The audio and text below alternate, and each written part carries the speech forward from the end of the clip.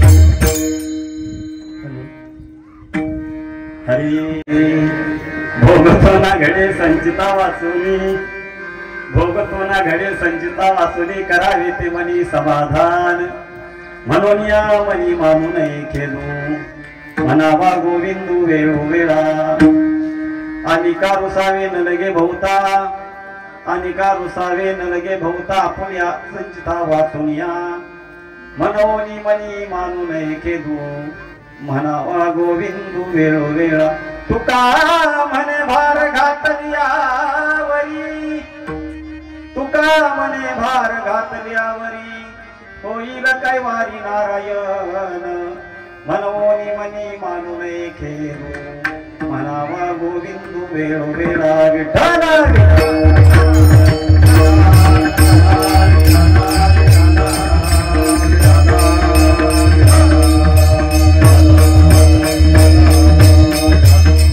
महायोग पीठे तटे भीमराठ्या वरं पुंडरीकाय धातुं मुनीन्द्रं समागच्छतिष्ठं तमानन्दकन्दं परब्रह्मलिंगं भजे पांडुरंग पांडुरंगा करू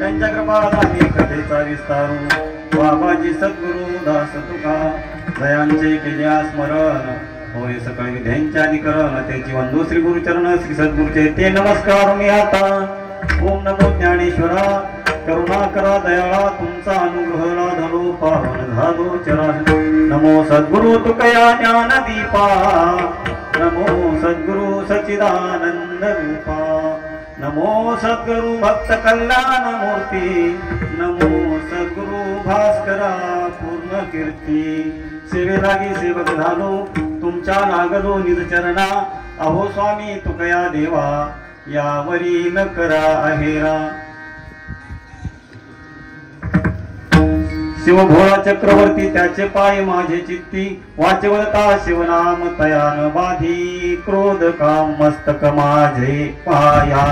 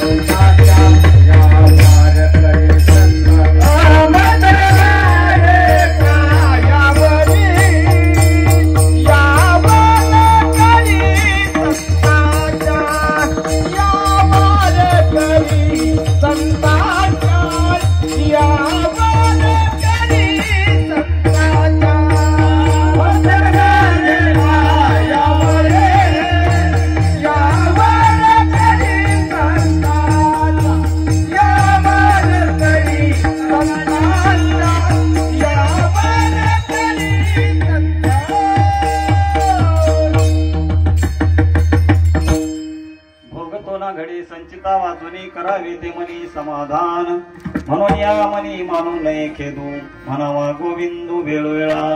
प्रस्तुत प्राप्त रूपी प्राप्त प्रसंगी कीर्तन रूपी सेवेकरता घेतलेला अभंग देऊचे सुप्रसिद्ध साधू वैराग्याचे महामेव भागवच्या धर्माचा कलशा स्थानी असणारे तुकोबारा यांचा 4 चरणाचा आणि या मानव देहाला उपदेश करणार अभंगा सेवेकरता विठाला विठाला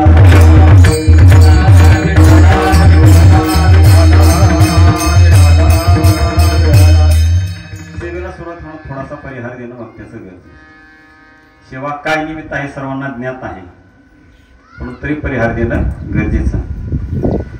गेल्या 1 वर्षापूर्वी आपल्यातनं जावं लागलं अशा असणारे दिलीप गोपाळराव गुलाबराव भापकर पाहुणे यांना आज आपल्यातून जाऊन 1 वर्ष झाले. आणि आपल्या असणाऱ्या भागवत हिंदू धर्माच्या नियमाप्रमाणे गेलेल्या आत्म्याचं स्मरण करणे म्हणजेच पुण्यस्मरण. कारण हा आत्मा 1 वर्षाचा प्रवास करतोय महाराज.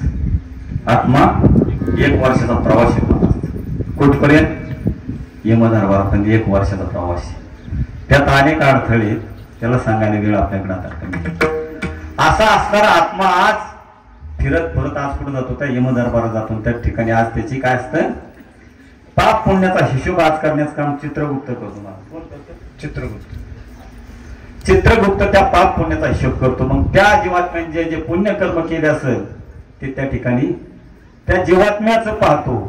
आणि जीवात्म्या संबंधाने जे वर्षभरात त्यांच्या असणाऱ्या कुटुंबियांनी जे पुण्यकर्म केलं असेल हे सुद्धा त्या ठिकाणी प्राप्त वर्षभराचं बरं का. त्यामुळं आज असणार हे पुण्यस्मरण. आणि या पुण्यस्मरणानिमित्त त्यांच्या असणारे सर्व कुटुंबीय, त्यांचे 3 चिरंजीव असतील, भगिनी मंगलताई असतील, यांनी सर्वांनी केलेला हा आयोजित कार्यक्रम. आणि सेवके करावे सांगितले काम, येथे येतूपण कामा नये. आणि त्यांनी सांगितलं कार्यक्रम करायचा आणि दुग्ध शर्करा योग घरी करण्यापेक्षा मंदिरासमोर कार्यक्रम घेतला. भाग्याचं लक्षण महाराज. कारण देवाच्या समोर काम कार्य करणं हे भाग्याचं लक्षण आहे. म्हणून सर्वांना नाक असं धन्यवाद देतो ना आपल्या सेवेकडे. पूर्ण विरा विठाला विठाला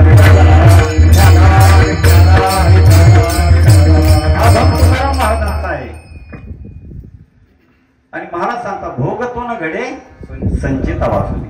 महाराज उपदेश कुणी कुणा करा याला सुद्धा शास्त्र आहे महाराज. जीवाने जीवाला उपदेश करायचा, जीवाने जडाला करायचा नाही आणि जडाने जडाला करायचा नाही.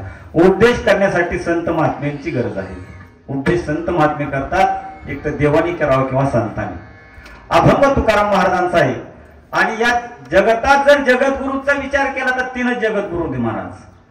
पहिले जगद्गुरू वसुदेव सुतम देवम कंसचानूरमर्दनम देवकी परमानंदम कृष्ण वंदे जगद्गुरु. पहिले जगद्गुरु ते भगवान स्वतः श्रीकृष्ण होते महाराज. पहिले जगद्गुरु. जगद्गुरु होणं सोपं आहे का महाराज? एवढं जगद्गुरु होणं सोपं आहे का? अहो कृष्ण भगवान तर जगद्गुरु झाले महाराज, पण त्याच्यासाठी काहीतरी करून ठेवलेलं आहे. कृष्ण भगवान सकाळच्या पारी डोळे चोळीत उठले महाराज. डोळे चोळीत उठल्यानंतर समोर यशोदेने हाक दिली, कन्हैया दूध लेके आओ. कन्हैया डोळे चोळीतच उठलेला होता. दूध आण म्हणलं की पहिलं कुठं जावं लागायचं? गायीकडे जावं लागलं. कन्हैया उठला, असं दूध आणण्यासाठी काय घेतलं हातात? चरवी घेतली, भांड घेतलं. आणि कन्हैया चालता कन्हैयाने काय बघितलं महाराज? राधिकेला बघितलं. डोळे मोडीत राधा चालीन वारी याने राधेला पाहून बोलले, हरी बैल धुवितो नंदा घरी.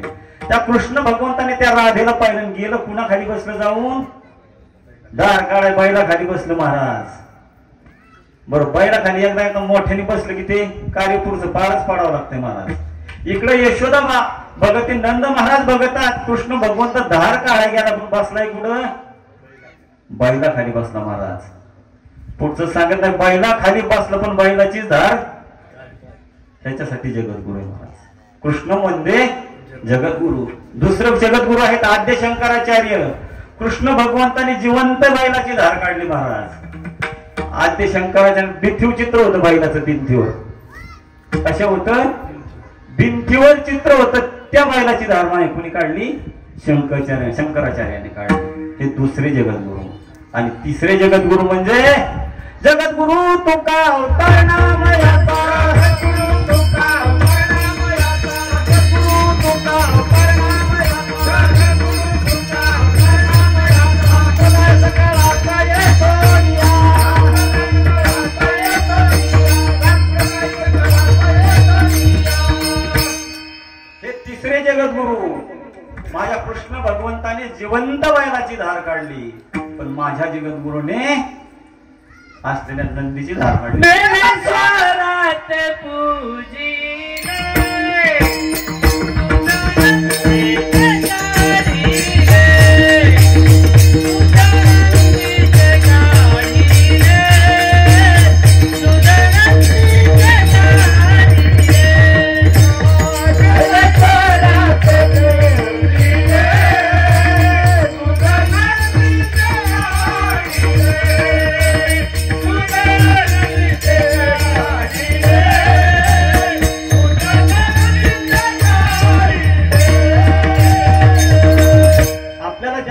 जगद्गुरु पाहिजे. बेलेश्वरात ते पूजिले दूध नंदीचे काढले. सगळ्यांना इतिहास माहित आहे मला. असलेल्या निर्जीव दगडाच्या नंदीची धार काढण्याची ज्याची क्षमता आहे अशा असणारे 3 हे जगद्गुरु महाराज. त्यातल्या एका जगद्गुरूचा अभंग सेवे करता विठाला विठाला.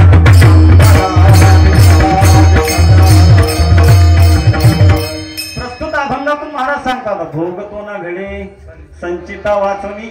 भोग हे प्राप्तच आहेत, तुम्हा मागते भोगावाच म्हणून या मनी मानू नये खेदून म्हणावा गोविंदू. आणि जीवनाचे चांगले वाईट प्रसंग येतात त्याच्यासाठी इतरांना आपण दोषी कधी धरायचं. म्हणून महाराज सांगता आपले रुसावे न लगे आपुल्या संचिता वाचून या. आणि असं जर भोग आपल्याला प्राप्तच होऊ नये असं वाटत काय करायचं, कर्म करताना त्याला अर्पण करून करायचे. महाराज तुका म्हणे भार घातल्या होईल काय वारी. काय करायचं असेल चांगलं वाईट ते त्याला स्मरून करायचं. म्हणून महाराज म्हणतात तुम्ही आज जन्माला आलायत ना बाबांनो, हा नरदेह मिळाला तुम्हाला भाग्यच आहे. महाराज आपलं पहिलं भाग्य मी अनेक वेळा सांगून जातो, पहिलं भाग्य आपल्याला नरदेह प्राप्त झाले महाराज. हा पहिलं भाग्य. कारण दुर्लभ मनुष्य देही ना क्षणभंगुर. हा मनुष्य देह कसा आहे, दुर्लभ आहे. कधी मिळतो एक एक योनी कोटी कोटी मग लागे वारा मनुष्य देह. मनुष्य देह बी मिळतो पण कधी मिळतो, पाप पुण्य समान करूनी जन्मा येतो. दोन्ही सारखं व्हावं लागतंय महाराज. पाप आणि दरवाजा घेऊन बसावं लागतंय वर. पाप आणि पुण्य दोन्ही सारखं झालं तर परत मृत्यूभूमी आपल्याला महाराज. एवढा दुर्लभ मनुष्य देह. नरदेह दुर्लभ जाना शतवर्षाची. माणूस महाराज सांगतात पुन्हा पुन्हा तुम्हाला इतर सर्व गोष्टी पुनर्वित्त पुनर्मित्र पुनर्मही सगळं पुन्हा पुन्हा मिळत, पण हा नरदेह परत मिळणार नाही. म्हणून महाराज सांगतात तुला हा प्राप्त झाला हे तुझं पहिलं भाग्य आहे. दुसरं भाग्य भारत देशात नरदेह मिळाला हे आपलं दुसरं भाग्य. भरतखंडे नरदेह प्राप्ती हे तो भाग्याची संपत्ती. अहो भारतात जन्म मिळणं हे आपलं दुसरं भाग्य महाराज. आणि तिसरं भाग्य पुढं महाराष्ट्रात मिळणं हे सुद्धा आपलं भाग्य.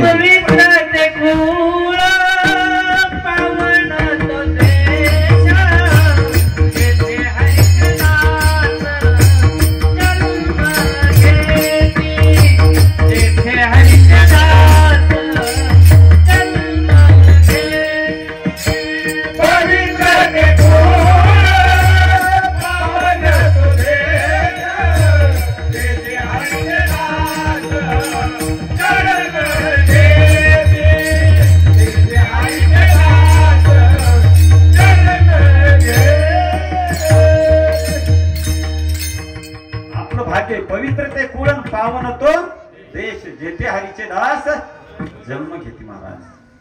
म्हणजे आपल्याला महाराष्ट्रात जन्म मिळणं हे सुद्धा भाग्याचं लक्षण आहे. आणि महाराष्ट्रात मिळून पुणे जिल्ह्यात मिळणं त्याच्यापेक्षा भाग्याचं आहे महाराज. आपल्या अवतीभोवती सगळे संत मंडळी. मग बघा तुम्ही निसर्गाचा प्रकोप सुद्धा आपल्याकडे कमीच होतो बापू.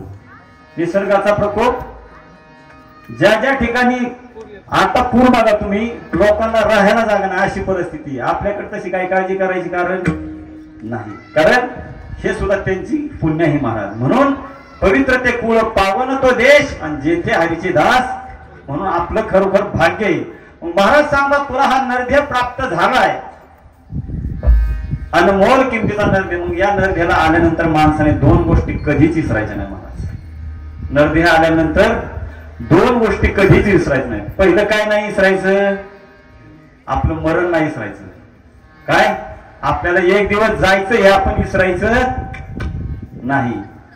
आणि विसरले तयार थोडं झाले आणि मरण नाही विसरलं ना महाराज, माणूस सरळ रेषेत चालतो, सरळ रेषेत आहे ना बाप्पू. दृष्टांत ऐकला असेल तरी सांगून जातो. एक सदग्रस्त अख्ख्या गावाला ताप दिला महाराज. पाहुण्या रावळ्यानं सुद्धा सोडलं, पण काय उपरती झाली. आणि एक दिवस साधू महात्मा एक गावात आल्यानंतर त्या साधू महात्म्याचं दर्शन घेतलं. आणि दर्शन घेतल्यानंतर साधू महात्म्याला म्हटलं मला काहीतरी उपदेश करा. साधू महात्म्याने उपदेश केला, पण त्या माणसाला सांगितलं. काय सांगितलं, तू हे बघ आता तू काय केलं असेल ते केलं असेल, पण आजपासून 7 दिवसाच्या आत तू, कुणी सांगितलं साधू महात्म्याने, ज्याने अख्ख्या गावाला ताप दिलता त्याला, आजपासून 7 दिवसात तू जाणारच आहे. तो घरी आल्यानंतर विचार करतोय आजपासून 7 दिवसात आपण जाणार. आतापर्यंत आपण जे करीत असलो ते लोकांना त्रास देण्याचं, पण आता तरी निदान चांगलं. त्या सदग्रस्ताने ठरवलं दुसऱ्या दिवशी सकाळच्या पारीच उठून स्नान सांगण्या केली, प्रत्येकाच्या दारापुढे गेला. जय हरी जय हरी. अख्खं गाव घेतलं महाराज. लोकांना वाटतं हा कशाचा परिणाम झालाय. अख्ख्या लोकांची भेट घेतली. 2-4 दिवस गेल्यानंतर सगळ्या पाहुण्यांकडे जाऊन आला. सगळ्यांकडे आल्यानंतर पाहुणचार खाऊन आला. सगळ्यांना जय हरी. का तर आपल्याला 7 दिवसात जायचंय महाराज. हे त्यांनी खुणगाट मांडली की 7 दिवसात जायचंच महाराज. आणि गेल्यानंतर असं करता करता 5-6 दिवस त्याचं निघून गेलं. 5व्या-6व्या दिवशी घरी गेल्यानंतर मला आता फक्त 2च दिवस घरच्यांतर व्यवस्थित राहायचं. 2 दिवस व्यवस्थित राहायला सगळ्यांचे 7 दिवस चांगला वागला. पण ह्या गाड्याला पुढे झोप येते. उद्या आता 7वा दिवस उजाडला, काय होते, एकच दिवस राहिला ना निकालाला. निकालावाल्यांना कधी 8 दिवशी झोप येत नाही. तसं त्याचा 1 दिवस राहिला की आपल्याला उद्या आता 6 दिवस गेले. 7व्या दिवशी जायचं हे निश्चित आहे. 7व्या दिवशी सकाळच्या वेळी उठले, आंघोळ स्नान संध्या केली, गोडधोड खाल्लं आणि पत्नीला सुद्धा सांगितलं आता माझं काही खरं नाही. संध्याकाळी झोपला, त्याच्या मला उद्या उठतोय का. 8वा दिवस उजाडला बरोबर बघतो, हाताला चिमटा घेऊन बघितलं जागा आहे का, झोपला नाही. मला साधू महात्म्यांनी सांगितलं 7 दिवसात तुझं मरण. मला 8वा दिवस उजाडला, आता काय मरण. ते पळत पळत साधू महात्म्याकडे गेलो. मला महाराज तुम्ही सुद्धा खोटं बोलताय का महाराज. 7 दिवसात तुम्ही मरण म्हणून सांगितलं, माझा आज 8वा दिवस आहे. साधू महात्मा म्हणलं सदग्रस्ता तू कधीही मिळाला तरी 7च दिवसात मारणार. 8वा दिवस तुझ्यासाठी आलं का लक्षात तुमच्या. तुम्ही आम्ही मारणार आहे, 7च दिवसात मारणार. हे फक्त आपण खुणगाट तयार करायची. आणि मरण जर नाही विसरलं ना तर माणूस सरळ रेषेत शिवाय चालल्याशिवाय राहणार. काय सांगायचं मग, जन्माला आल्यानंतर आपण मरण विसरायचं नाही. एखादा म्हणे मी विसरलो तर काय, विसरली तया थोर झाली हानी, पचतीला खाणी. एक शिरूरच्या इस्टी स्टँडवर बसलं, म्हणजे इस्टी स्टँडवर बसलं, मोठे मोठे हसायला लागले. का ती इष्टी निघून गेल्यानंतर खाते निसरायची. म्हणले का हसतोय रे. काय नाही मला कंडक्टर फसवलं. म्हणजे काय फसवलं नाही, म्हणजे मी तिकीट काढलं पण गेलोच नाही. आता यात तोटा कोणाचा झाला महाराज. तसं आहे महाराज, देवाने हे दिलंय ना, देवाला आपण फसवित नाही, आपल्या आपण फसवणूक. विसरली तयार थोर झाली आणि पचतीला खाणी 84च्या. म्हणून महाराज सांगतात आपलं पहिलं मरण विसरायचं नाही. आणि दुसरं म्हणजे जेणे हा जीव आपल्याला दिलेला आहे त्याला एक विसरायचं नाही महाराज. कारण हे भगवंताने एवढा सुंदर असा नरदेह दिलाय ना मला माई बापा. जीव दिला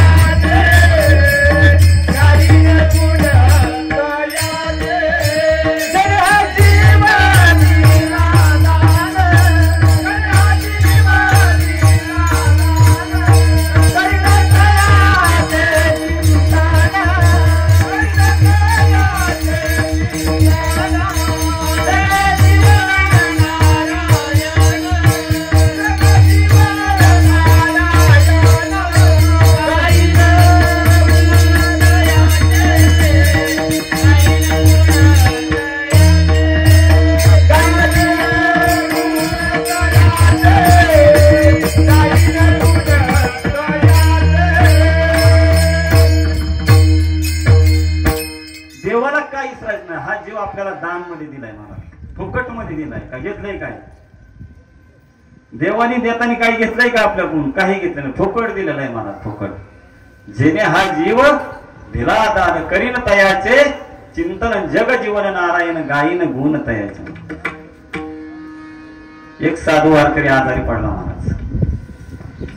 साधू वारकरी आजारी पडल्यानंतर आता साधू आजारी पडलं तरी शेवटी आता दवाखान्यात नेणं गरजेचं आहे. त्याच्या मुलाबाळाने त्याला दवाखान्यात नेलं.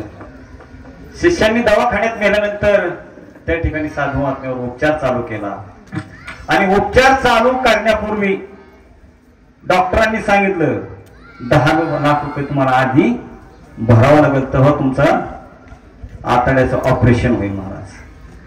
डॉक्टरनी काय सांगितलं? 10 लाख रुपये आता डिपॉझिट करावं लागतील, त्यावेळेस तुमचं ऑपरेशन. साधू महात्म्याला रात्रभर झोप आली नाही महाराज. दुसऱ्या दिवशी ढसाढसा साधू महात्म्याला आणायला आल्यानंतर आपल्या सगळ्या असणाऱ्या शिष्यगणांनी आणि असणाऱ्या सैन्यांनी विचारलं, साधू महात्म्या तुम्ही का रडताय? म्हणजे डॉक्टरनी 10 लाख मागितलं, याचं मला वाईट. डॉक्टरकडे फक्त मी तासाभराच्या ऑपरेशन साठी डॉक्टरनी किती सांगितलंय? त्या भगवंताने एवढा मोठा नरदेह दिला, त्याच्यासाठी काहीच घेतलं नाही ना महाराज. त्याच्याकरता म्हणजे मला राहणार येते का? जेणे हा जीव दिला दान करीन तयाचे जग जीवन नारायण गायीन. त्याने हा आपल्यासाठी दिलाय. कुणासाठी? गायीन गुण देवे दिला देह भजन गोमना, देवे दिला देह भजन गोमना,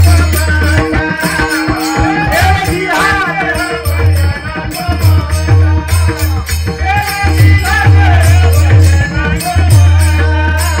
देवे दिला देह भजन गोमना, देवे दिला देह भजन गोमना, देवे दिला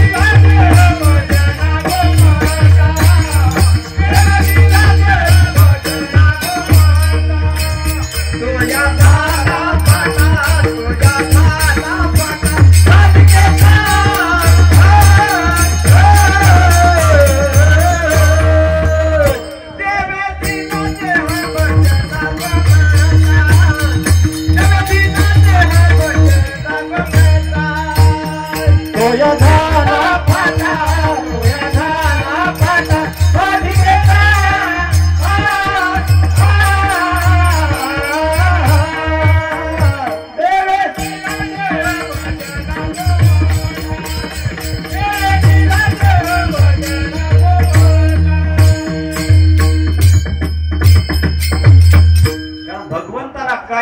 त्याने हा देह दिलाय ना. देवे दिला देह भजना गोमटा तोया झाला फाटा. म्हणून महाराज सांगतात, बाबा तुम्ही या जन्माला यालाय, तुम्हाला जन्माला यायला सुद्धा काही कारण आहेत. जन्माला यायला सुद्धा प्रारब्ध आहे आपलं. जन्म घेणे गेडे, जन्माला यायला सुद्धा आपलं प्रारब्ध आहे महाराज.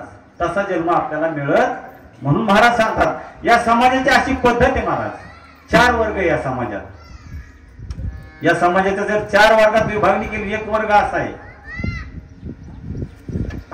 एक वर्ग असा आहे की चांगलं वागून चांगलं झालं तर समाज त्याला काय म्हणतो? तो चांगलाच होतो, त्याचं चांगलं होणार. सहज म्हणतो ना माणूस, चांगलाच होता त्याचं चांगलं. आणि वाईट वागून जर चांगलं झालं तर काय म्हणतात? त्याचं नशीब चांगलं आहे. ज्याला हात लावून त्याचं सोनं होतंय, त्याला नशीब म्हणतो बरं का महाराज. आणि एखाद्याचं वाईट वागून वाईटच झालं, वाईट वागून माणूसच तसा होता. जाऊ दे भाऊ, समाजाची पद्धत सांगतो मी. आणि एखादा जर चांगला वागून वाईट जर झालं तर समाज काय म्हणतो महाराज? काय देवा घरी म्हणतो का नाही? समाज काय म्हणतो? देवा घरी. देव अन्याय करीत बसलाय का? हे समाजाचे 4 वर्ग आहे. चांगलं वागून चांगलं झालं तर चांगलं होतं म्हणा. वाईट वागून वाईट झालं म्हणतात ते वाईटच होतं. वाईट वागून चांगलं झालं म्हणतो त्याचं नशीब. पण चांगला वागणारा असला आणि वाईट झाला देवावर, देवा घरी नाही नाही म्हणतो का? तर महाराज सांगतात बाबा आता चांगलं वागून चांगलं होणं आणि आता वाईट होऊन चांगलं होणं याचा अर्थार्थी काहीही संबंध नाही. महाराज म्हणतात आता जे तू भोगतोय ना ते तुझं पूर्वजन्मीचं भोगतोय अभंगाच्या प्रथम चरणात.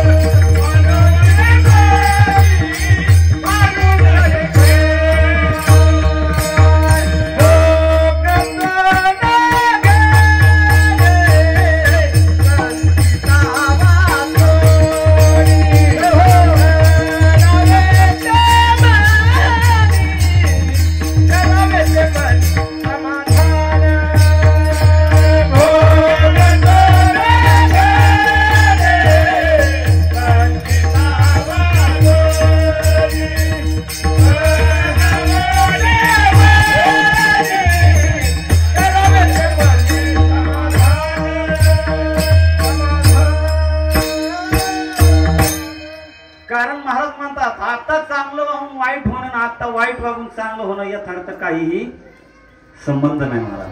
कारण आता जे तुम्ही आम्ही भोगतोय ते आपलं प्रारब्ध आहे महाराज. आता जे भोगतोय ना तो आपण काय भोगतोय पहिलं साठवलेलं भोगतोय महाराज. आपण धान्य साठवतो ना, धान्य कशात साठवतो महाराज? आता आहे का काही? आता ते निघालं याच कशाच टिपा निघाल्या टिपा. बरं टिपात आता काय कोणतं धान्य साठवलेलं महाराज? टिपा आहेत का तुमच्याकडे? आता नवीन निघालंय ते. हा मग आता कुठलं धान्य साठवलं? पहिलं एक आताच आहे. काय गहू असेल पहिला? मग आता खाताय काय? गहूच खाताय तो पहिला खाताय का आत्ताचा खाताय? वावरात इथे खाताय? पहिला जो गहू आपल्या कणगीत साचून ठेवलाय तो आता आपल्या खायला भेटतोय महाराज. आणि वावरात तसाच अजून जागेवी काय. म्हणून महाराज सांगतात जसं धान्य आपण पहिले ते आता आपण वापरात आणतोय. पहिलं आहे ते वापरात आणतोय. आता जे करणार आहे ते पुढं दुष्काळ पडला तर ते खायचंय. पुढच्या जन्मी संचित म्हणजे मागचं जे आपलं शिल्लक आहे ते गाठोड आपण घेऊन बरोबर चाललोय प्रवासाला महाराज. आपण सर्वजण प्रवासाला निघालेलो आहे.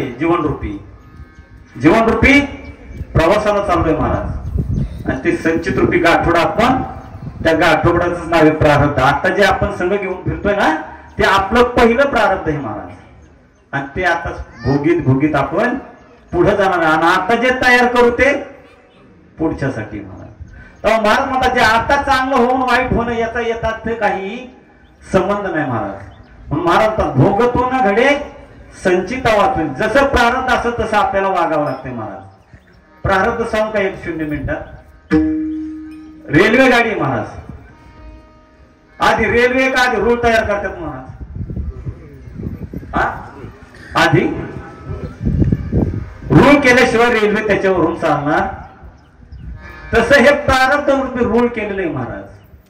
आणि आपण त्याच्यावरून रेल्वे जीवनरूपी रेल्वे न्यायची. आलं लक्षात? प्रारब्ध रूपी रूळ तयार केले. जीवनरूपी आपण काय न्यायचंय?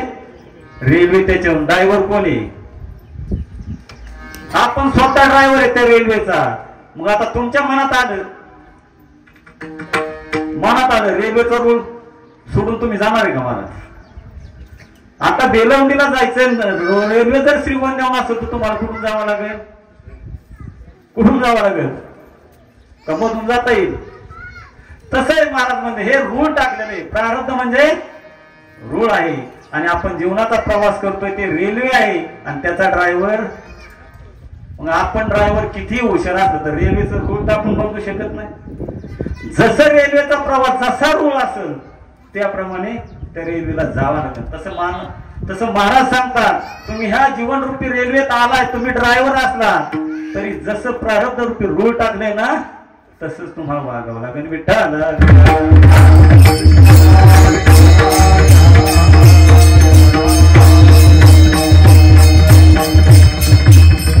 म्हणून महाराज सांगतात, प्रारब्ध हे कुणाला चुकलेलं नाही महाराज. प्रारब्ध हे भोगावंच. प्रारब्ध कुणाला आणि आता नाही भोगलं तर परत भोगावं लागतं. प्रारब्ध कुणालाही चुकत नाही महाराज.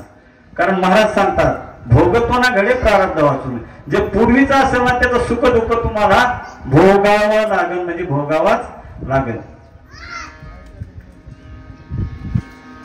महाराज सांगतात, प्रारब्ध जर अनुकूल असेल ना तर सुख आणि प्रारब्ध जर प्रतिकूल असेल तर दुःख आहे महाराज. म्हणून आपल्याला जे प्रारब्ध असेल त्याप्रमाणे भोगावं लागेल. प्रारब्ध तुम्हाला आम्हाला भोगावं लागले यात काही नवल नाही. महाराज सांगा, प्रारब्धाची गती कुणालाही कळत नाही महाराज. प्रारब्ध जर तुमचा अनुकूल असेल ना तुम्हाला बसल्या ठिकाणी लक्ष्मी येणार. बसल्या येणार ना महाराज. हिथं बसलोय ना आता तुमचं फक्त प्रारब्ध अनुकूल पाहिजे महाराज. याकडे असंच कीर्तन ऐकलं, कीर्तनकारांनी सांगितलं, तुमचं जर प्रारब्ध अनुकूल असेल तर तुम्हाला घरी बसल्या लक्ष्मी येईल महाराज. काय सांगितलं? फक्त तुमचं प्रारब्ध. त्यांनी ठरवलं आता काही करायचं नाही. महाराजांनी सांगितले प्रारब्ध अनुकूल असलं तर घरी बसल्या 2 दिवस घरात बसतो महाराज, अन्न वाचून मेलो. तिसऱ्या दिवशी घराच्या बाहेर निघालं, म्हणलं काहीतरी पोटा पाण्याचं. म्हणून ते गेलं कुठे? आरण्यात गेलं कंदमुळं खायला. कंदमुळं खाल्ली महाराज आणि एक सहज झाडाच्या कडेला उकरीत बसलं तर त्याला काय लागलं? दहाची कळशी दिसली महाराज. दहाची हांडा म्हणा, काय माया पोटायचा हांडा तर हांडा, कळशी बारीक होती का? हांडा लागला महाराज त्या धनाचा. त्यांनी उकळून बघितलं, उकळल्याबरोबर सोनं दिसलं, पण त्याच्या लगेच लक्षात आलं. महाराजांनी सांगितलं, तुमचं जर प्रारब्ध अनुकूल असेल तर घरी येऊन त्यांनी ती तसंच बुजावून पुढे गेलं, परत घरी गेलं. का ते महाराजाचा खटका त्या डोक्यात बसला होता. काय महाराजांनी सांगितलं, प्रारब्ध अनुकूल असेल तर घरी येऊन धन मिळेल. ते घरी आलं, निवांत झोपलं महाराज. त्या दिवशी गावात आलं 4 गडी आलं. म्हणजे आता हा गडी एकटाच सापडलाय, म्हणजे याच्याकडे आपण बघू.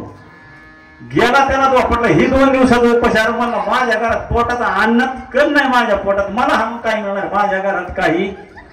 म्हणजे काय असेल ते. म्हणजे मी एक सांगतो कडे, माझ्या घरात काय नाही, पण मी अरण्यात गेलतो आज.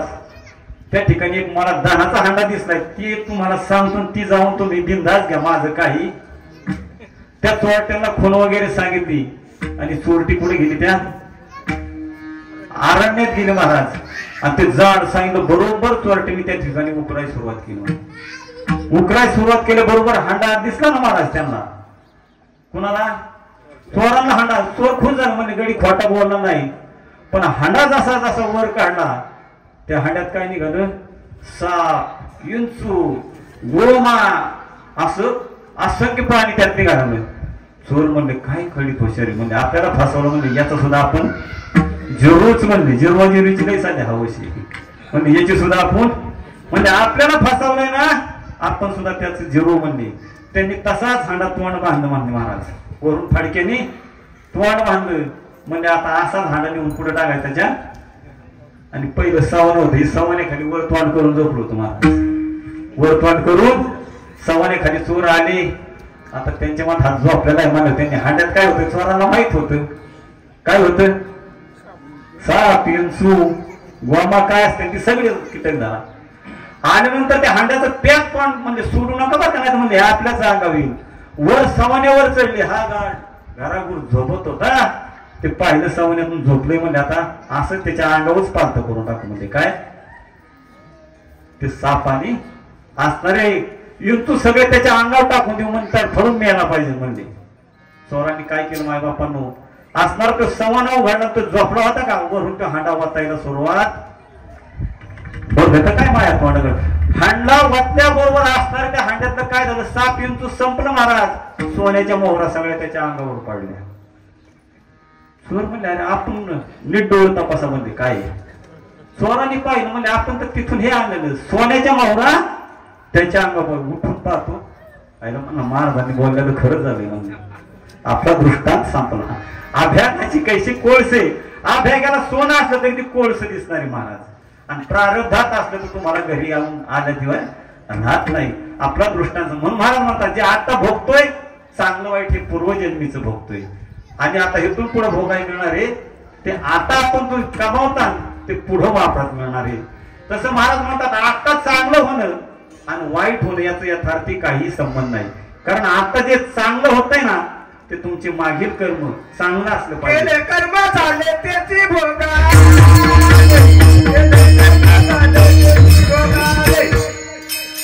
केले कर्म झाले त्याची भोगा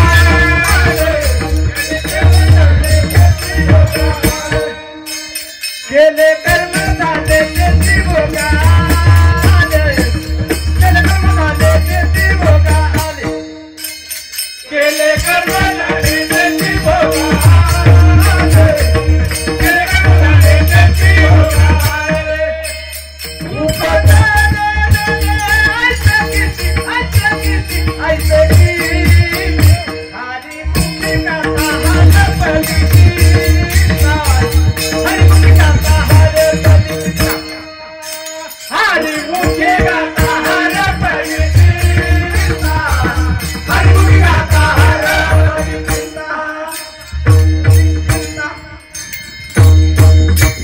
महाराज म्हणतात आता जे भोगतोय ते पूर्वजन्मीचं तुझं केले कर्म झाले त्याची भोग आले उपजले मेले ऐशे किती.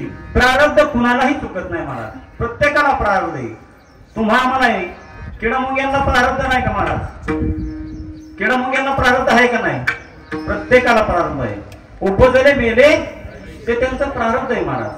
नाही नाही एखादं म्हणेल किडामुंग्यांना आहे मानवाला आहे अहो दगडाला सुद्धा प्रारब्ध आहे महाराज. दगडाला सुद्धा एकाच खाणीतला दगड आहे. एक काय होतोय भगवंताची मूर्ती होती महाराज. एकाच खाणीत एक भगवंताची मूर्ती दुसरा पाय तिसरा पार हे ज्याचं त्याचं दगडाचं सुद्धा हे प्रारब्ध आहे महाराज. असं काही समजायचं कारण नाही. दगडाला सुद्धा प्रारब्ध आहे. लोखंडाला सुद्धा प्रारब्ध आहे महाराज. लोखंडाला सुद्धा प्रारब्ध आहे. एक लोखंडाचा धातू घ्या दोन्ही धातू मधून तोडले कुणी आपल्या अनिल दादानी हे चालल्या स्टँडवरच्या अनिल दादानीच तोडले.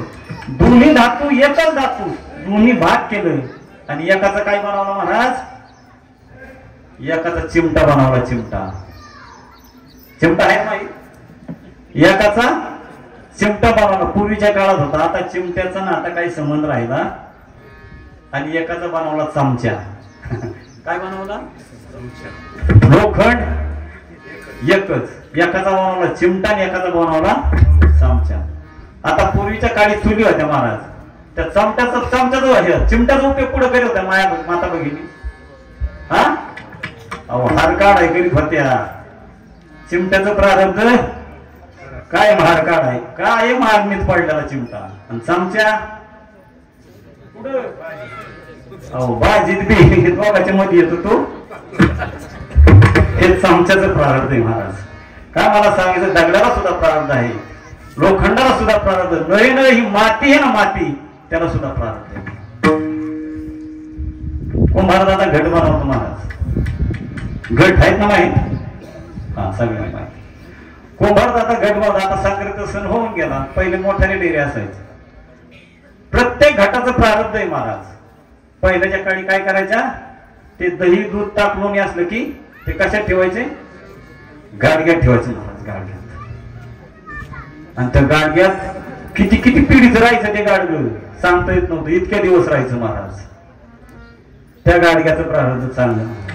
त्याच्यात दही दूध ताक लोणी होतं त्या गाडग्याचं प्रारब्ध. दुसरं एक गाडगं या ठिकाणी शंकराच्या पिंडी सुद्धा त्याचं प्रारब्ध चांगलं महाराज. काय त्याचं प्रारब्ध सुद्धा चांगलं महाराज. पण तिसरं एक गाडगं येईल खाटवमा थर पडलं की त्याला सुद्धा दिलं जातं त्या गाडग्याचं कनिष्ठ प्रारब्ध. प्रारब्ध प्रत्येकाला ठेव. प्रारब्धातून कुणीही सुटलेला मातीला सुद्धा प्रारब्ध आहे, दगडाला सुद्धा, किडा मुंग्यांना सुद्धा प्रारब्ध आहे. तुम्हा आम्हाला सुद्धा प्रारब्ध हे भोगाव नव्हे. महाराज सांगतात तुम्हा आम्हाला प्रारब्ध यात नवत नाही. देवाच्या बापाला सुद्धा प्रारब्ध चुकलं.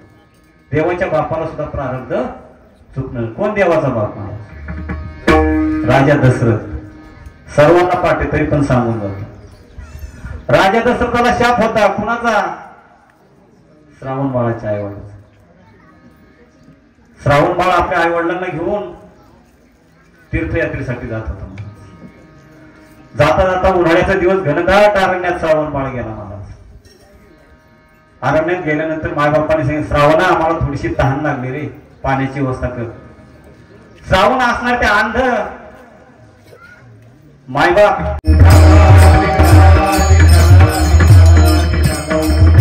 मायबापाने सांगितलं श्रावणा आम्हाला तहान लागली रे. श्रावणाने त्या ठिकाणी असणाऱ्या त्या मायबापांची कावड थांबवली. मायबापांना असणाऱ्या एका झाडाखाली पर्णपोटी खाली त्या श्रावणाच्या आई वडिलांना ठेवलं आणि श्रावण बाळ त्या ठिकाणी पाण्याच्या शोधार्थ निघाला. महाराज पाण्याच्या शोधार्थ निघत असताना एक असणार तळ त्या ठिकाणी दिसलं. श्रावण बाळ त्या तळ्याच्या काठी गेला.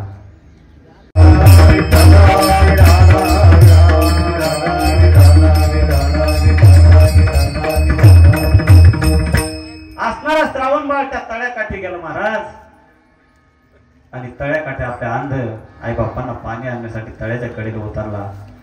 त्या ठिकाणी असणारे प्रभू रामचंद्रांचे वडील मिथिला नरेश दशरथ त्या ठिकाणी दिवसभर शिकार करून करून भागला, करून शिकार मिळाला नाही. त्याला वाटलं आता या असणाऱ्या तळ्याकाठी कोणीतरी स्वापत पाणी पिण्यासाठी मी त्याची शिकार. आणि असणारा दशरथ त्या झाडावर लपून बसला. महाराज त्या पर्ण असणाऱ्या तळ्याच्या झाडावर लपून बसला. आणि या ठिकाणी श्रावण बाळ त्या ठिकाणी पाणी आणण्यासाठी झारी घेऊन गेला. आणि झारीचा आवाज ऐकल्याबरोबर दशरथ राजाला वाटलं कोणीतरी स्वापत या ठिकाणी पाणी पिण्यासाठी आलेला आहे. आणि दशरथ राजाने बाण सोडला. असाच बाण पुढे गेला. महाराज असणाऱ्या त्या श्रावणाच्या छातीत जाऊन बाण घुसला. आणि छातीत जाऊन बाण घुसल्याबरोबर राजा श्रावणाने आवाज दिला आई ग म्हटल्याबरोबर त्या ठिकाणी राजाला सुदबुद आली. आणि त्या ठिकाणी राजाला वाटू लागलं आता कुणाला तरी मनुष्यवध आपल्या हातून झालाय. राजा त्या ठिकाणी आला. मायबापा आला. तो पाहतो असणार एक श्रावण बाळ या ठिकाणी पाणी भरत होता. आणि असणारा बाण राजा दशरथाचा कुठे लागला होता? महाराज श्रावणाच्या छातीत घुसलेला होता. श्रावण बाळ अंतकाळ मोजित होता. श्रावणाने पाहिलं राजा दशरथ आपल्या समोर आलेला आहे. आणि राजा दशरथ पाहिल्याबरोबर श्रावणाने सांगितलं, राजा दशरथाने सांगितलं बाळा माझं नाव या नगरीचा मी राजा आहे, माझं नाव दशरथ आहे, पण माझ्या हातून गुन्हा झालेला आहे. या गुन्ह्याची मी शिक्षा काय घेऊ? त्यावेळेस श्रावण बाळाने सांगितलं राजे मला दुसरं काहीच नको, माझा अंतकाळ आता जवळ आलेला आहे. एक काम करा, माझे असणारे अंध आई वडील त्या ठिकाणी पाण्याच्या तृष्णेने व्याकुळ होत आहे. असणारी माझी झारी घ्या, पण असणाऱ्या माझ्या अंध मायबापांची तहान भागवा. एवढंच माझ्या अभागे मुलासाठी करा. राजाने सांगितलं श्रावणा मी ते करीन रे, पण ते जे काय बोलतील ते मला सहन होणार. श्रावणाने सांगितलं राजा ते पाणी तू अंध आई बापांकडे घेऊन जा, पण पाणी देताना एक शब्द सुद्धा त्या ठिकाणी उच्चारू नको.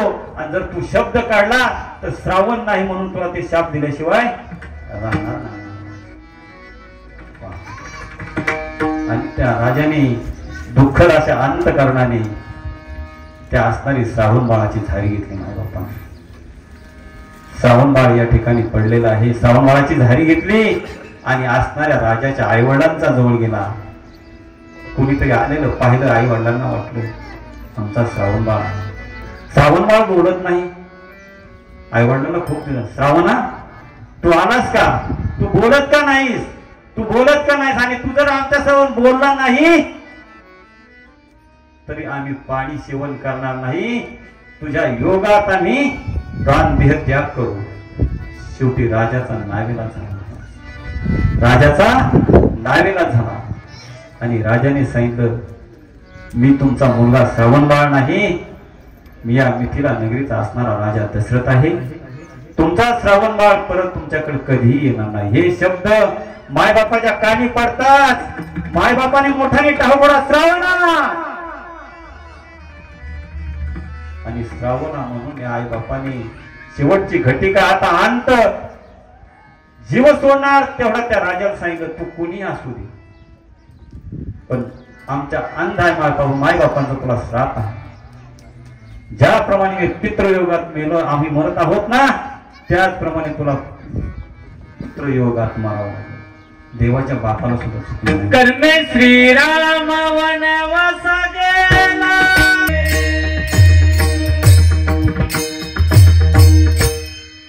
पुढे दशरथाच्या पोटी किती मुलं आली महाराज? 4 मुलं आली महाराज. चौघे पुत्र दशरथा अंतकाळी एकही नव्हता. हे प्रारब्ध आहे महाराज. कर्म कुणाला चुकत नाही महाराज. 4 पुत्र होते दशरथाला. अंतकाळीच्या वेळेस एक कुठं होता? 2 जण मामाच्या गावी, 2 जण वनवासात. का सांगतो मी? केले कर्म झाले. देवाच्या बापाला सुद्धा कर्म चुकलेलं नाही महाराज. देवाच्या बापाला नाही, देवाला सुद्धा. प्रभू रामचंद्राला 14 वनवास कशाच आहे? कर्मे. रामाला वनवासात जावं लागलं, हे सुद्धा रामाचं कर्म आहे महाराज. कर्मे दशरथ योग मेला, कर्मे श्रीराम वनवासी गेला. हे रामाला सुद्धा शाप आहे महाराज. कोणाचा? एका पतिव्रतीचा शाप आहे महाराज. वृंदा नावाची असणारी पतिव्रता,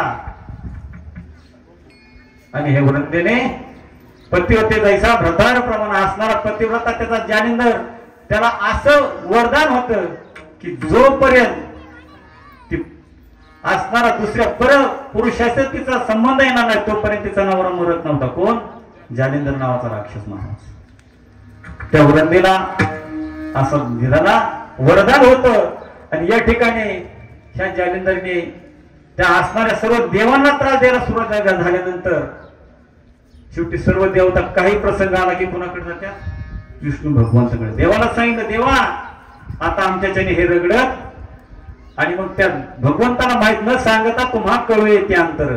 त्याला माहित होतं ज्यावेळेस पातिव्रत्याचं भंग होईल त्यावेळेस हा मारणार आहे. कोण?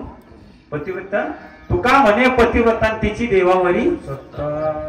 असं असताना तुंबड युद्ध झाल्यानंतर भगवंताने तिकडे शंकराचा आणि जालंधर नावाच्या दैत्याचं युद्ध चालू असताना त्याची असणारी पतिव्रता श्री वृंदेचं जाऊन वृंदेच्या महालात गेला महाराज. आणि त्याचं पातिव्रत्य भंग केल्याबरोबर त्या ठिकाणी जालंधर नावाचं दैत्य मरून पडला महाराज. आणि आल्यानंतर सेवक आले, पळत आले, म्हणले तुमचा असणारा पतिराज या ठिकाणी मरण पावलेला आहे. आणि मग वृंदेने बघितलं, जर पती मरण पावला तर इथं आहे कोण? आणि मग भगवंताला शाप दिला, आता तू या जन्मात काय होऊन पडशील? दगड होऊन पडशील. शालिग्राम झालाय तुळशीत महाराज. आणि पुढच्या जन्मी सुद्धा तुला योगच सहन करावा लागणार आहे. कुणाचा? पत्नीचा. हे प्रभू रामचंद्राचं कर्मे दशरथ योग आहे. कर्मे श्रीराम वनवासी गेला आणि कर्मे योग घडला. अवश्य प्रभू रामचंद्राची बायको आहे, जनकाची कन्या आहे. काही म्हटलं तरी तिला काही अशक्य नव्हतं, पण तिला सुद्धा योग सहन करावा लागलाय महाराज. हे कर्म आहे महाराज तिचं. सीता जनकाची कन्या होती. लहानपणी फिरत असताना अरण्यात मैत्रिणी समोर फिरत जात असताना एका अरण्यात असणाऱ्या गप्पा गोष्टी चालू असताना सीतेने काय पाहिलं? एका झाडावर राघव आणि मैना दोघच बोलत होती. राघव आणि मैना बोलत होती आणि त्यांच्यात विषय असा चालला होता. यानंतर आता प्रभू रामचंद्र अवतार घेणार आहेत. 4 भाऊ आहेत आणि त्यांचा विवाह कोणासंग होणार आहे? जनकाची पुत्री असणारे सीतेसोबत तिचं विवाह होणार आहे. कुणाचं? राघवचं महिन्याचं संभाषण चालू होतं महाराज दोघांचं. ही सीता ऐकत होती आणि सीतेला कुतूहल वाटायला लागलं की ही नेमकं बोलते आपल्याविषयी बोलतात म्हणून तिला कुतूहल वाटायला लागलं. आणि मैत्रिणीने काय सांगितलं? ह्या दोघांनाही कैद कारण माझ्याकडे घेऊन या. त्या असणाऱ्या सगळ्या सेवक आणि मैत्रिणी त्या असणाऱ्या राघव आणि मैनेला काय केलं, कैद केलं असणाऱ्या राजकन्येकडे त्या सीताकडे घेऊन आलं महाराज. आणि सीताने त्यांना काय केलं, बंदी ठेवलं, पिंजऱ्यात ठेवलं आणि सांगितलं माझ्यापासून तुम्हालाही काही त्रास नाही, पण मी सांगेल तोपर्यंत या ठिकाणी जायचं नाही. आणि शेवटी सगळं मधून घेतलं. काय होणार आहे, कसं होणार आहे, प्रभू रामचंद्र मला कधी भेटतील, माझं कुणाशी आहे, सगळं सांगितलं महाराज त्या राघव आणि मैनेने. आणि शेवटी राघवने विनंती केली, आता आमचं तुला पाहिजे तेवढं आम्ही सांगितलं, पण माझी असणारी ही मैनाची आहे ना महाराज, ती काय आहे, गर्भवती, तिच्या पोटात बाळ आहे आणि आम्हाचा प्रवास म्हणजे अरण्यातला प्रवास आहे. आम्हाला या ठिकाणी आता तू सोडून दे आणि ज्यावेळेस ही प्रसूत होईल त्यावेळेस परत आम्ही स्वइच्छेने तुझ्यापाशी येईल. कुणाला सांगितलं होतं, सीतेला सांगितलं स्वइच्छेने परत येईल. सीतेने मान्य नाही केलं महाराज, सीतेने मान्य केलं नाही. आणि सीतेने सांगितलं राघू तुला जायचं असलं जंगलात तर तू जाऊ शकतो, पण मी हे मैनाला सोडणार. आणि मैना त्या ठिकाणी सीताने त्या ठिकाणीच ठेवून घेतली. राघू अरण्यात उडून गेला महाराज. आणि राघू अरण्यात उडून जाता जाता राघूचा एक दिवस अंतकाळ झाला महाराज. राघूचा अंतकाळ झाला आणि ह्या योगाने असणारी ती मैना सुद्धा त्या ठिकाणी मरण पावली. पण जाताना त्या मैनेने सीतेमाईला शाप दिलता, ज्याप्रमाणे मी माझ्या पतीच्या योगात दिवस घालव त्याप्रमाणे तुला ती पतीच्या योगात दिवस घालवावा लागतील महाराज. पुढे प्रभू रामचंद्र सीतामाई लक्ष्मण दादा अरण्यात असताना किती दिवस वनवास भोगावा लागला. पतीच्या कर्मे योग घडला सीतामाई. त्या असणाऱ्या कुणाचा शाप आहे महाराज, असणाऱ्या पक्षाचा शाप आहे, म्हणून तिला सुद्धा कर्म सुटलं नाही महाराज. सीता दिवस आहे, प्रभू रामचंद्राची बायको आहे, जनकाची कन्या आहे, तिला सुद्धा कर्म सुटलं नाही. नवे नवे देवाला सुद्धा वनवास संपला महाराज. आणि प्रभू रामचंद्र आणि सीतामाई कुठं आले, अयोध्येला आले. म्हणजे आता वनवास संपला तर अयोध्येत आले. सीतामाई सहित प्रभू रामचंद्र आणि प्रभू रामचंद्र सीतामाई लक्ष्मण सर्व अयोध्येत आले. सगळ्या नगरीने स्वागत केलं महाराज, सगळ्या नगरीने स्वागत केलं. आणि या ठिकाणी काय झालं, एका द्वादेशी बायको पळून गेली ती सांगतो ती पळून गेली ती महाराज. नेमकी त्याच दिवशी ती आली. काय झालं, त्या दिवशी आली त्यावेळेस त्या दोघांची भांडणं चालू झाली. आणि तो दोघी त्या असणाऱ्या पत्नीनं म्हणून लागला, तुला घरात गेला मी काय प्रभू रामचंद्र आहे का? काय म्हणला, तुला घरात गेला मी का प्रभू? एवढंच का नाव ऐकलं प्रभू रामचंद्र. काय सीतामाईला परत अरण्यात जावं लागलं का, हे कर्म आहे. तो दोघी दुसरा तिसरा कोणी नव्हता महाराज, पूर्वजन्मीचा असणारा तो पोपट होता महाराज. का सांगतो, कर्म देवाच्या बापाला सुद्धा सुटलेलं नाही. विठ्ठला विठ्ठला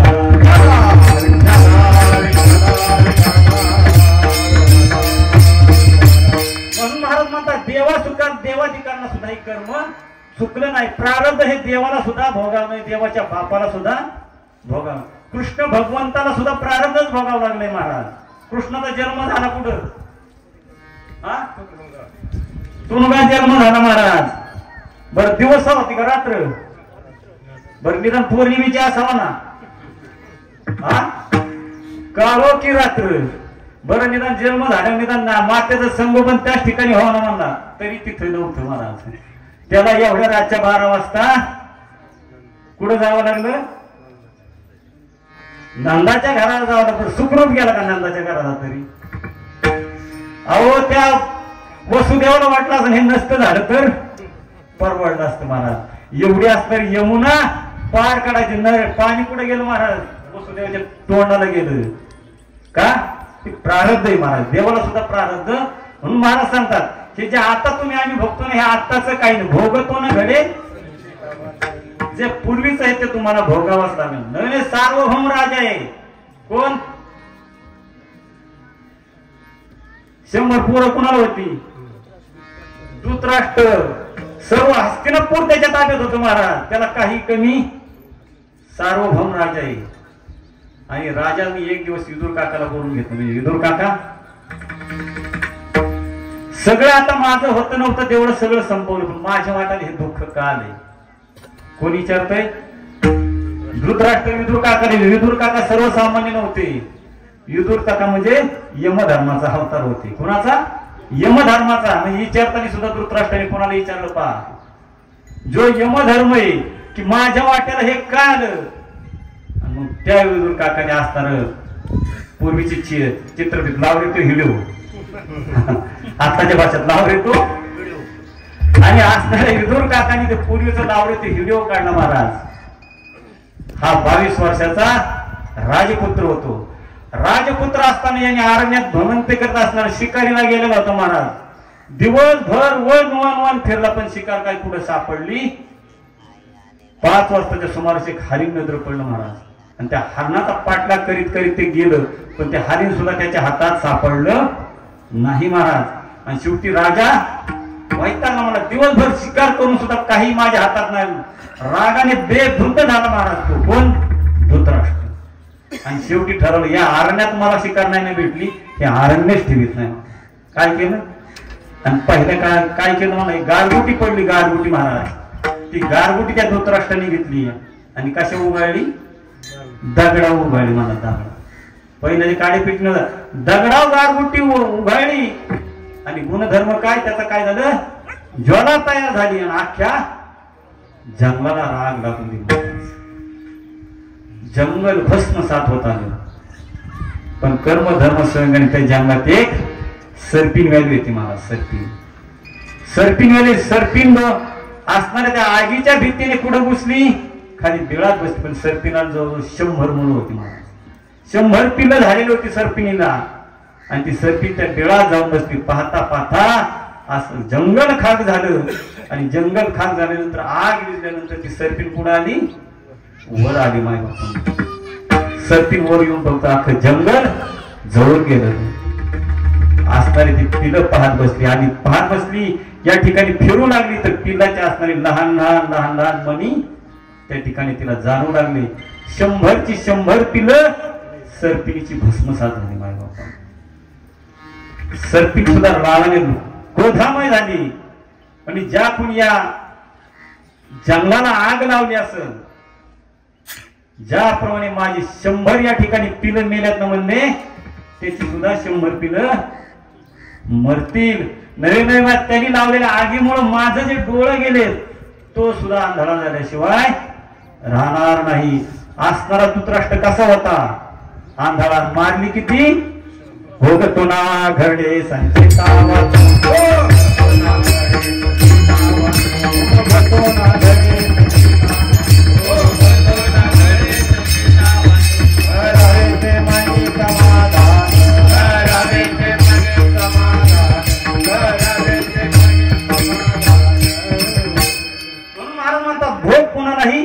प्रारब्ध हे भोगावाच लागतं. मग देव असू नाही तर देवाचा बाप असतो, राजा असू नाही तर प्रधान असतो, कोणी असलं तरी कर्म हे कोणाला सोडित. म्हणून महाराज आज जे भोगतोय ना, भोगतो ना घडे संचिता वाचुनी. आपलं जसं जसं प्रारब्ध असेल ना त्याप्रमाणे आपल्याला ते भोगावं. प्रारब्धाची जोडे धन, प्रारब्धाची वाढे मान.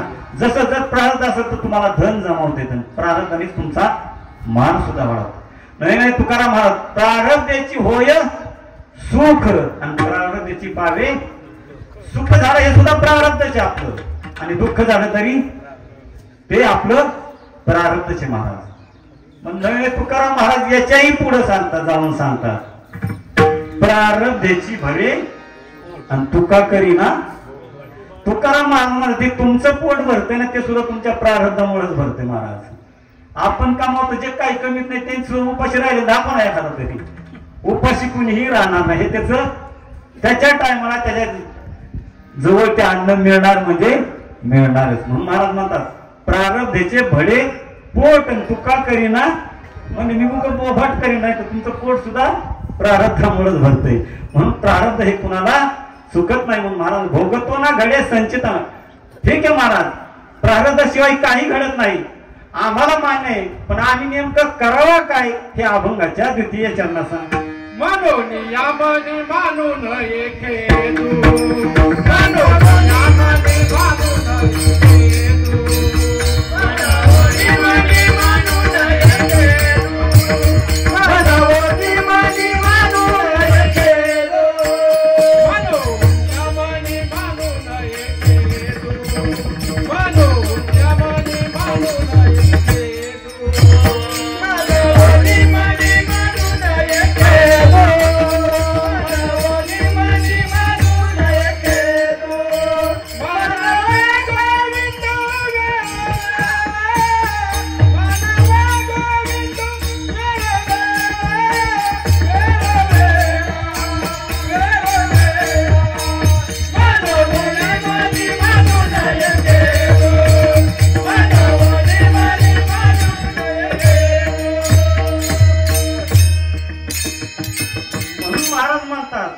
खेद करण्याचं काही कारण आहे.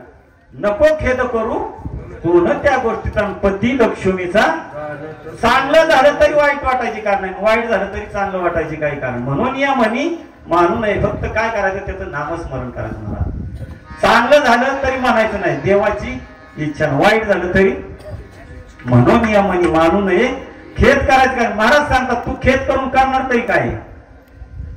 आपण सांगा वाईट झालं खेद करून करणार, तुझ्या हातात काही नाही महाराज, आपल्या हातात. आणि आता असतं तर गोरगरीब सगळी गेली असती महाराज, आपल्या हातात काय. म्हणून या म्हणी फक्त नामस्मरण करायचं. ते नामस्मरण करायचं कसं करायचं.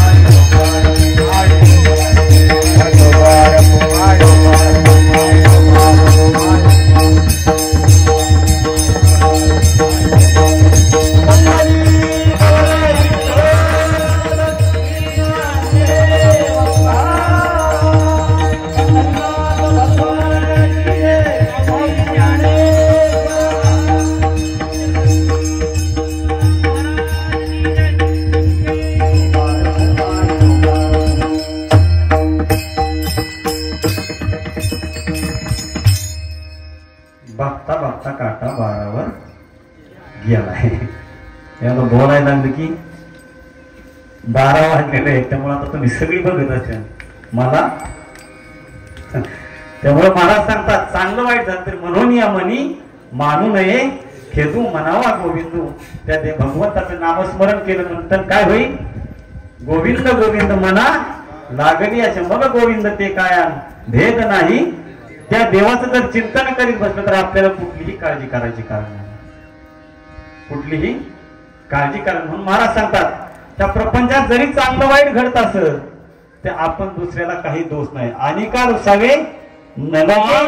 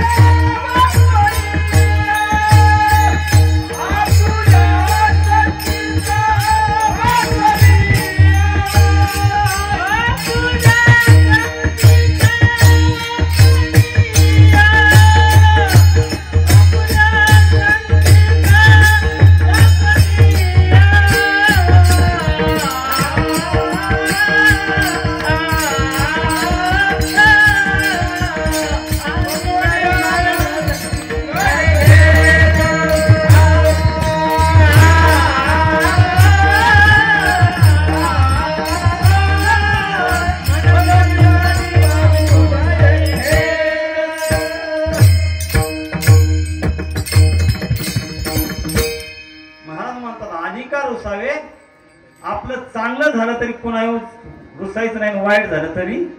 कारण मी आता सांगितलं भोगतो ना घडे, आपलं प्रारब्ध असेल तसं सुख दुःख तुम्हाला भोगावंच लागेल. ज्याप्रमाणे नदी ह्याकडे जाईल कधी ह्याचकडे जाईल, त्याप्रमाणे त्या प्रभावात आपल्याला महाराज अनिका दुसऱ्यावर रुसण्याचं सुद्धा काही कारण. अनिका रुसावे नदगे भोवतान आपुल्या संचिता, जे आपलं प्रारब्ध असेल ते आपल्याला भोगावंच लागेल.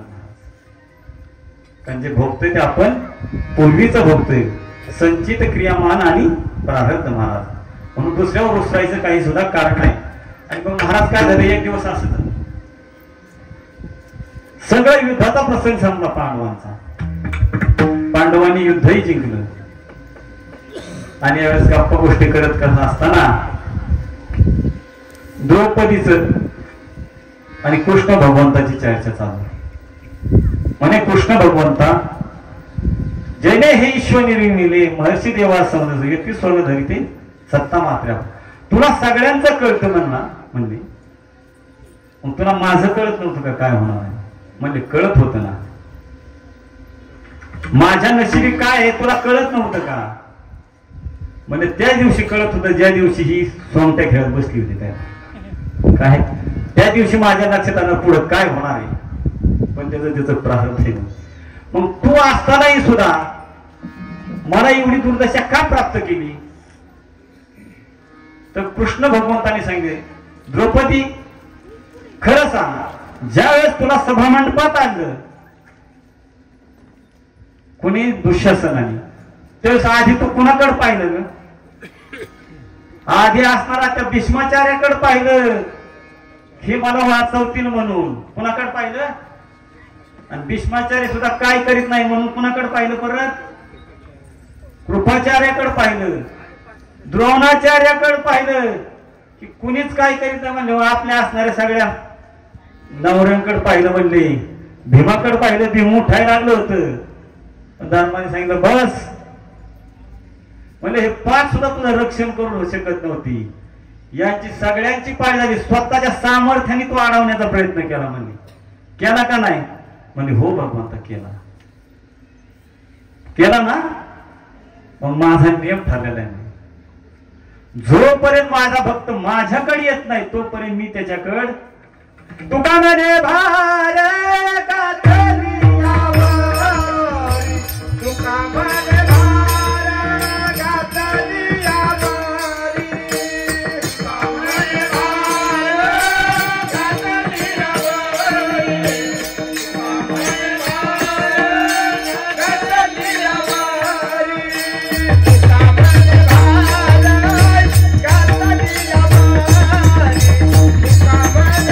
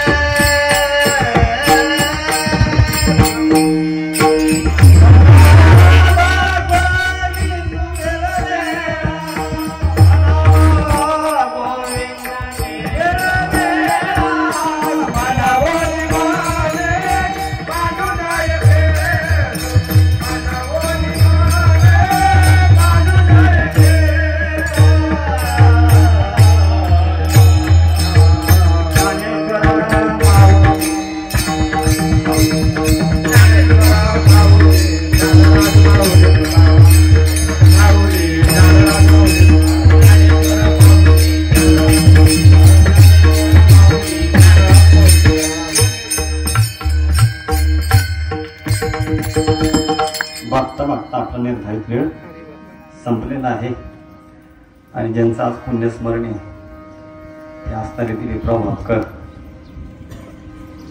गावात त्या ठिकाणी राहत असताना त्यांनी कायम स्मितहास्य